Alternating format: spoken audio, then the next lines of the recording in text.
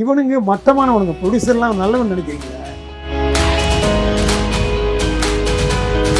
நீங்கள்லாம் வந்து ஒருவேளை அதான் வேற உலகத்தில் பிறந்து வந்திருக்கீங்களா என்ன? ஏஎம் ரத்னம் முதல்ல அழிச்சாரு, சம்பளத்தை கூட கூட கொடுத்து. அப்புறம் தானும் அதை பண்ணிட்டு இருக்காரு. தேனப்பன் வந்து கரெக்டாக இருந்திருந்தாருன்னா தனுஷ் ஏன் தகராறு பண்ணுறாரு? சார் வணக்கம். வணக்கம் சார், எப்படி இருக்கீங்க? நல்லா இருக்கு. Okay sir. Sir, as a தயாரிப்பாளரா நீங்க வந்து எனக்கு ஒரு விஷயத்த கிளாரிஃபை பண்ணணும். இப்போ தென்னிந்திய தயாரிப்பாளர்கள் சங்கத்துல இருந்து ஒரு அறிக்கை வந்திருக்கு. சோ அந்த அறிக்கையை பத்தி உங்களோட கருத்து? அறிக்கை வந்து எப்போவுமே விடுறதெல்லாம் சகஜமாக விட்டுட்டு தான் இருப்பானுங்க. அந்த அறிக்கையில் ஜெயிக்கிறாங்களே தோக்குறாங்களே தான் முக்கியம். பட் இது வந்து தமிழ் திரைப்பட தயாரிப்பாளர் சங்கங்கிறது என்னை பொறுத்தவரை ஒரு பெரிய அச்சீவ் பண்ணக்கூடிய ஒரு சங்கம் கிடையாது. எல்லாத்துலேயும் தோப்பாங்க, சும்மா பேசுவாங்க, அவ்வளவுதான். அவங்க சாதித்ததை அவங்க தான் எனக்கு லிஸ்ட்டு தரணும். இது வரைக்கும் நான் ஒன்றும் பார்க்கல. இது எதுவும் ஒரு லைட்மேன் யூனியனாக இருக்கட்டும், ஒரு டிரைவராக இருக்கட்டும், ஒரு ஹீரோவாக இருக்கட்டும், எங்கே போனாலும் இவனுக்கு தோக்கிறத வழக்கம் வச்சுப்பானுங்க. அப்புறம் ஏன் கேஸ் போடுறானுங்க எனக்கு தெரியல எதுக்காக. அதாவது ஏதோ ஒரு ப்ரொட்டஸ்ட்டை வந்து அனௌன்ஸ் பண்ணுறாங்க, அதை சக்ஸஸ்ஃபுல்லாக பண்ண முடியுமா அப்படின்னு எனக்கு தெரியாது. பண்ணலாம், பட் மோஸ்ட்லி அவங்க தோப்பாங்கன்னு எனக்கு தோணுது. என்னுடைய ப்ரொடக்ஷன் தப்பாக கூட போகலாம்.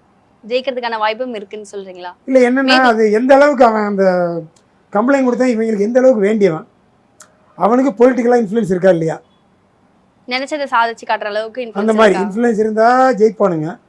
அவன் வந்து இப்போ என்னை மாதிரி சாதாரண ஆள்னு வச்சுங்க, அவன் கேஸே எடுக்க மாட்டானுங்க. எனக்கே ஒரு கேஸ் பெண்டிங் இருக்கு அவங்கள்ட்ட. அதான் அஜித் குமார் என்ற பெரிய மாபெரும் நடிகர் வந்து எங்கிட்ட கடன் வாங்கி பணம் வாங்கினாருன்னு எல்லாருக்கும் தெரியும், தமிழ்நாட்டுக்கே தெரியும். எவ்வளவு தரணும்? வெறும் 18 லட்சம் ரூபா தான் வாங்கினாரு. ஆனால் 25 வருஷம் ஆச்சு வாங்கி.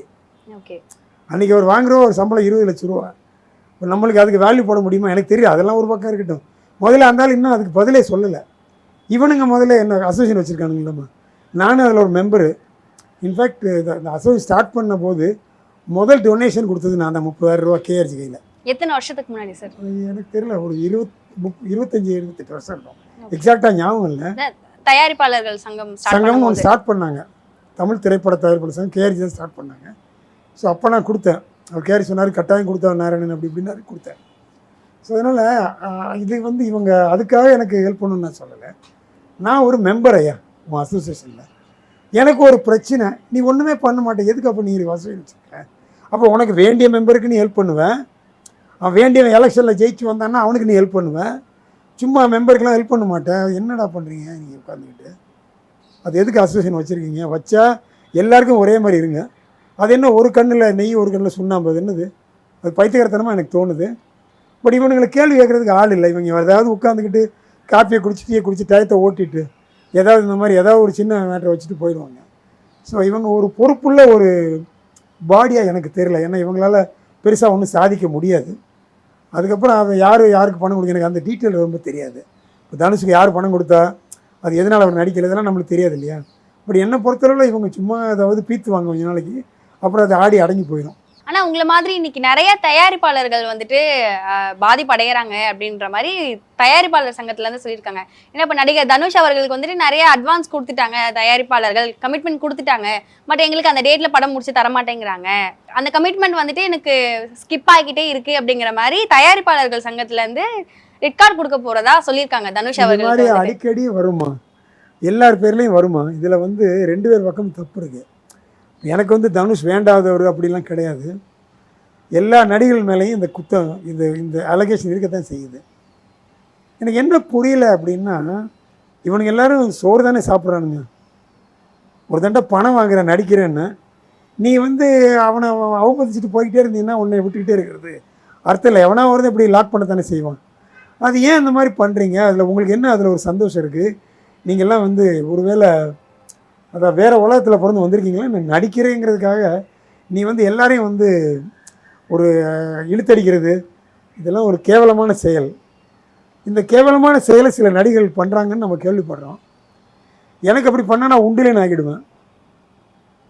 அவனை சோறு திங்கிறாடான்னு கேள்வி கேட்பேன், எனக்கு பதில் சொல்லி ஆகணும். அந்த மாதிரி யாரும் கேட்குறது இல்லை. இல்லைன்னா இவங்க அவங்களுக்கு வேறு ட்ரீட் ஒரு நடந்துக்கிட்ட விதங்களில் ஒரு வேளை பணத்தகராறு எனக்கு என்ன இருக்குன்னு தெரியாது நம்ம அதுக்குள்ளே. ஸோ அந்த மாதிரி ஏதாவது காரணங்கள் இருக்கலாம். என்னவாக இருந்தாலும் யுனைடெட் நேஷன்ஸில் என்ன பண்ணுறான், உட்காந்து பேசுகிறான். யுக்ரைன் வார் நிறுத்தினா இல்லைன்றது இல்லை, பேசிகிட்டு இருக்காங்க. அந்த மாதிரி உட்காந்து பேசலாம், பேசி ஒரு சொல்யூஷனுக்கு 2 பேரும் வந்ததான். அதாவதுமா இது எல்லாமே மியூச்சுவல். 2 பேருமே வீம்பு பிடிச்சாங்கன்னா எதுவும் செட்டில் ஆகாது. யாரோ ஒருத்தன் இறங்கி தான் வரணும். அது யார் இறங்கி வர்றா அப்போ தான் முடியும். அது இல்லைன்னா யுக்ரைன் வார் மாதிரி இது போய்கிட்டே இருக்கும். அப்புறம் அது ஷூட்டிங் நடக்காமல் இருந்தால் தான் எனக்கு நல்லதுன்னு தோணுதுமா. என்னுடைய ஒப்பீனியன், எந்த படமும் ஷூட்டிங் நடக்கக்கூடாது. நீங்கள் வந்து நிறுத்தணும் கொஞ்சம் நாளைக்கு படங்கள் எடுக்காமல். எல்லாரையும் உணர வைக்கணும் இல்லையா? அதாவது வெறும் வாயில் பேசுகிறது வேறு, ப்ராக்டிக்கலாக நிறுத்திட்டு இருக்கிறது வேறு. எப்படி ஒரு கொரோனா நிறுத்திச்சோ அதை மீறி சில பேர் படம் எடுத்தான். அந்த மாதிரி இவங்க என்ன பண்ணணும்னா டோட்டலாக ஷூட்டிங் 6 மாதத்துக்கு இல்லைங்கிறத உறுதி எடுத்து நிறுத்தினா எல்லாருக்கும் கொஞ்சமாவது நெஞ்சில் தட்டும், மனசாட்சி உறுத்தும். ஒன்று பண்ணியிருக்கலாமா அப்படின்னு எல்லாம் குத்தத்தை உணர ஆரம்பிப்பான். அவங்கள குத்தத்தை உணர்றதுக்கு இவங்க டைமே கொடுக்கறது இல்லைம்மா. ஒருத்தன் எடுக்கலைன்னா இன்னொருத்தன் வருவான், நான் கூட காசு தரேன் எடுப்பான். இவனுங்க மட்டமானவனுங்க. ப்ரொடியூசர்லாம் நல்லவன் நினைக்கிறீங்களா? எல்லோரும் ஒருத்தன் அழிக்கிறதுக்கு தான் இருக்கானுங்க. ஏஎம் ரத்னம் முதல்ல அழிச்சார், சம்பளத்தை கூட கொடுத்து. அப்புறம் தானும் அதை பண்ணிகிட்டு இருக்காரு. இந்த மாதிரி நிறைய பேர் பண்ணுவானுங்க.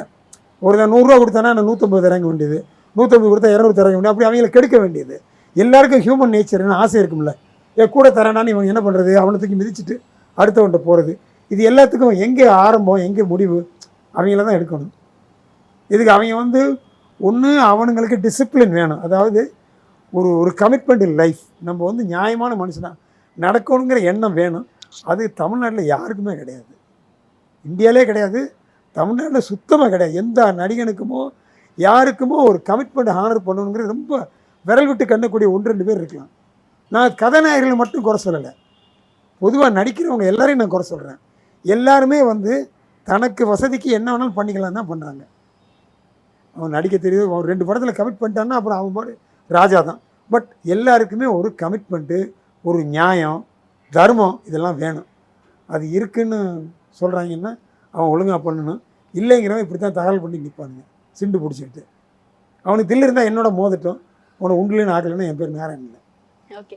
அண்ட் இது தனுஷ் போலவே விஷால் அவர்களுக்கும் வந்துட்டு அடுத்த ஒரு தயாரிப்பாளர் இவரை வச்சு படம் எடுக்கணும் அப்படின்னா தென்னிந்திய தயாரிப்பாளர் சங்கத்தை கிட்ட டிஸ்கஸ் பண்ணாமல் எடுக்கக்கூடாது அப்படின்னு விஷால் அவர்களுக்குமே சொல்லியிருக்காங்க. அதுக்கு விஷாலும் இந்த மாதிரி ஏதோ அநியாயம் பண்ணிட்டு ஏதோ கேஸெல்லாம் போட்டிருக்காருமா. சரி, விஷால் நல்லவரா கெட்டவரெல்லாம் அடுத்த பிரச்சனைமா. என்னை பொறுத்தளவில் நீ வந்து ஒரு பணத்தை வாங்கிட்டு அவனை போட்டு சாவடிச்சு உன் வசதிக்கு பண்ணினா அது என்னப்பா நியாயம்? அது நீ தானே பார்க்கணும். உனக்கு தெரியணும் இல்லை நியாயனே, உங்கள் அப்பாவே ப்ரொடியூசரு. ஸோ நீ வந்து பணம் வாங்கியிருக்க, லைக்கெல்லாம் யாரோ ஒரு கம்பெனி ஞாபகம் இல்லை, வாங்கினீன்னா அந்த பணத்தை திருப்பி கொடுக்குறதோ இல்லை ஏதோ அதான் இதெல்லாம் உட்காந்து பேசுப்பா. என்கிட்ட வந்தாங்கன்னா நான் பேசுகிறேன். ஏன் தப்பாக இருந்தால் அப்பா நான் 1000 பேர் கூப்பிடு, நான் மன்னிப்பு கேட்குறேன்ப்பா. இப்போ விஷால் எனக்கு பண்ணியிருந்தாருன்னா விஷால் கூப்பிட்டு தம்பி என் பேரில் என்னப்பா தப்பு சொல்லுப்பா, நான் திருத்திக்கிறேன்ப்பா. இவங்க ஏன் அந்த மாதிரி பண்ணுவாங்களே எனக்கு தெரியாது. மித்த ப்ரொடியூசர் நான் டெஃபினட்டாக தப்பு இருந்தால் நான் ஒத்துக்குவேன், போய் பேசுவேன். என்ன எந்த ஆர்டிஸ்ட்டும் முறைக்க முடியாது, நான் கண்ணாப்பின்னு திட்டுறாள் தான். பட் யாராக இருந்தாலும் உட்காந்து பேசி நம்ம நியாயமாக இருந்தோம்னா அவன் எப்படிமா தப்பு பண்ணுவான்? நான் கேட்குறேன். இப்போ விஷால் தப்பு பண்ணுறாருங்களே, அப்போ நீ ஏதோ தப்பு பண்ணிருக்கலாம், எனக்கு தெரியாது என்ன பண்ணீங்கன்னா.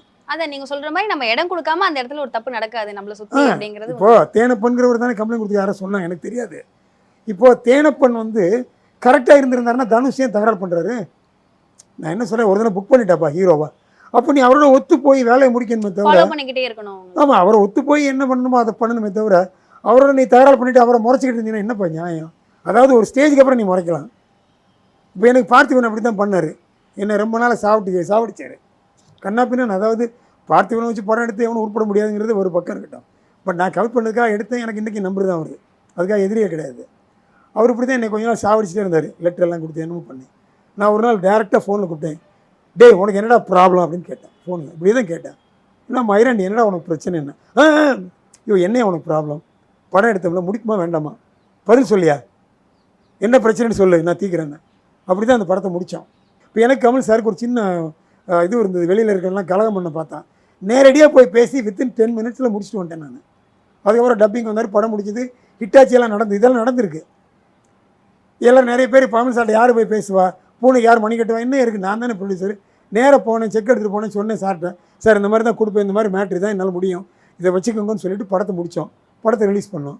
வேட்டையாடு விளையாடு. ஆமாம், இதில் என்னம்மா எல்லாருமே அப்படி பண்ணாமல் சும்மா நடிகர் மேலே இவன் கம்ப்ளைண்ட் கொடுக்குறது, ப்ரொடியூசர் மேலே அவங்க கம்ப்ளைண்ட், என்னடா பண்ணுறீங்கடா, இது என்ன பப்ளிசிட்டி ஸ்டண்டா, என்ன இளவிடாது கர்மம். நீ வந்து ஒரு தினம் கல்யாணம் பண்ணிட்டாப்பா, நீ பொண்டாட்டி புருஷன் ஆகிட்டீங்க, இப்போது நீ வந்து டைவர்ஸ் பண்ணுறதுக்கான வழியை பார்த்துருந்தீங்கன்னா எப்படி உருப்பிடுவீங்க? கடவுள் எதுக்காக படைக்கிறார் உன்னைய? கல்யாணம் பண்ணால் ஒத்துமையாக இருங்க தானே படைக்கிறாரு. ஒத்துமையாக இருங்க, ஒரு பிள்ளைய கொடுங்க, உலகத்தை வந்து you keep the world moving, அதுக்கு தானே கடவுள் படைக்கிறாரு. நீ அதை விட்டு நான் எப்படா டைவர்ஸ் பண்ணுறதுனே பார்த்தீங்கன்னா நீ மனுஷனா? நீ ரெண்டாவது நீ சாதாரண மனுஷனா? நீ ஒரு நடிகன், உனக்கு ஒரு சோஷியல் இமேஜ் இருக்குது, உன்னை ஃபாலோ பண்ணுறதுக்கு 1 கோடி பேர் 1 லட்சம் பேர் இருக்கான். அப்போ நீ கொஞ்சமாவது பொறுப்பாக நடந்துக்க வேண்டாமா? சரி, நீ தயாரிப்பாளன், நீ இப்படியே எல்லாரும் ஏமாற்றியே பழகிட்டீங்க. தயாரிப்பாளர் பூரா அப்படி தான் பண்ணுறானுங்க. எவனா இல்லைன்னு என்கிட்ட வந்து பேசட்டும், நாங்கள் ஏமாத்தலைன்னு. ஏன்டா இப்போ ஏமாத்துறீங்க? ஏன் பொய் சொல்கிறீங்க? உண்மையாக காசு இல்லைன்னா காசு இல்லைன்னு இப்போ நான் கமல் சார்ட்ட போய் என்கிட்ட காசு இல்லைன்னு சொல்லி தான் அவரை பேச வச்சேன். அப்புறம் தானே பண்ணணும்னு பேசினார்ல, படம் வந்ததில்ல. நீ ஏன் பேச மாட்டேன்ற? போய் சொல்ல விட்ட. ஆனால் நீ நியாயமானவனாக இருக்கணும். அவரே என்னை நம்பினார் நியாயமானவன்னு. அவருக்கு எனக்கு ஒரு சின்ன பிரச்சனை வந்தது, அப்புறம் கூட செக் எனக்கு கேட்காம போட்டார். நான் சத்தம் போட்டேன், அவர்கிட்ட சண்டை போட்டேன். இதெல்லாம் நடந்திருக்கு எனக்கு. அதுக்காக நான் கமல் சார் நான் எதிரியா? நீ ஏன்டா ஹீரோவை கூப்பிட்டு பேசு. இப்போ அவர் தனுஷ் தப்பு பண்ணாரா, நேராக அவர் கூப்பிடு, செக்ரட்டரி கூப்பிடு, நேராக போ உட்காரு, யாரோ ஒரு துணை கூட்டி போ, உட்காந்து பேசியா பேசி உங்களுக்கு என்ன தனுஷ் வேணும் நான் பண்ணுறேன் வாங்க, உட்காந்து பேச வேண்டியதானே. என் பேரில் என்ன தப்பு இருக்குது? தப்பு பண்ணால் ஒத்துக்கையா? தப்பு பண்ணால் ஒத்துக்க தான் வேணும். தப்பு பண்ணி நீ ஏன் கொடி பிடிக்கிற? கவுன்சிலுக்கு போகிறேன், அவனுக்கு போகிறேன், அவன் நல்ல கவுன்சில், நல்ல கவுன்சிலாக அது வேஸ்ட்டு. உனக்கு ஹெல்ப் பண்ணு, எனக்கு ஹெல்ப் பண்ணாது. அப்படி ஒரு கவுன்சில் இருக்குது உனக்கு? நீ எல்லாம் தயாரிப்பாளர் சங்கம். தயாரிப்பாளர் ஆமாம், உனக்கு ஹெல்ப் பண்ணுது தேனப்பனுக்கு, எனக்கு ஹெல்ப் பண்ணாங்களா? தேனப்பனை ஹெல்ப் பண்ணானா? நான் கம்ப்ளைண்ட் கொடுத்து எத்தனை வருஷம் ஆச்சு? அஜித் மேலே எடுத்தானுங்களா ஸ்டெப்பு? இப்போ என்ன திடீர்னு முடிச்சு எந்திரிக்கிறீங்க ஸ்டெப் எடுக்கிறேன்னு? என்னடா அப்போ நான்லாம் என்ன சரியில்லாத மெம்பரா? நான் அவன் தான் பெட்ரு மெம்பரா என்ன? நான் அட்லீஸ்ட் ஒரு தினம் ஏமாத்தலை. நான் 10 ரூபா கேட்டால் 5 ரூபா சம்பளம் தரேன்னு பேசுவேன், ஆனால் 5 ரூபா கொடுத்துருவேன் உயிரே போனாங்க. யாரையும் நான் 10 பைசா ஏமாத்தினதில்லை. உங்களை மாதிரி நான் ஒரு மட்டமான ஒரு கீழ்த்தரமான ஆள் கிடையாது. நீங்களாம் கீழ்த்தரமான ஆள் தான். எத்தனை என்னவே ஏமாத்திருக்கீங்களா எல்லோரும்? உங்களுக்கு எதுக்கு மதிப்பு கொடுக்கணும்? அப்போ நீங்கள் ஒழுங்காக நடந்துங்க, நீ நியாயமாக நடந்துக்க. தவிச்சிட்டு போய் அந்த பையனை கூப்பிட்டு பேசியா? அவன் நடிக்கிறவன் தானே, அவன் மனுஷன் தானே. அவன் மனுஷத்தன்மை இல்லாமல் இருந்தால் அப்புறம் நீ போ. எல்லாருமே உள்ளதை விட்டுட்டு எதுக்கு நீ 3ஆவது மனுஷன்ட்டு போகிற? ஆமாம், சண்டைக்காரங்கால் தான் பெட்ரு, சாட்சிக்காரங்கால் இன்றைக்கி பெட்டர் இல்லை. ஸோ சண்டைக்காரன்ட்ட உட்காந்து பேசாமல் நீ உனக்கு அசோசியேஷனில் வேண்டிய 4 பேர் இருக்காங்கிறதுக்காக 4 பேர் சேர்த்துக்கிட்டு தகராறு பண்ணுவேன்.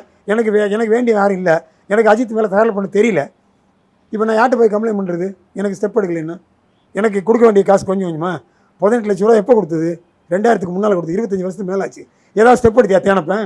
இல்லை இருக்கிறவங்க ஸ்டெப் எடுத்தீங்களாடா? இப்போ கம்ப்ளைண்ட் கொடுத்தாலும் வாங்கி வச்சுப்பீங்க.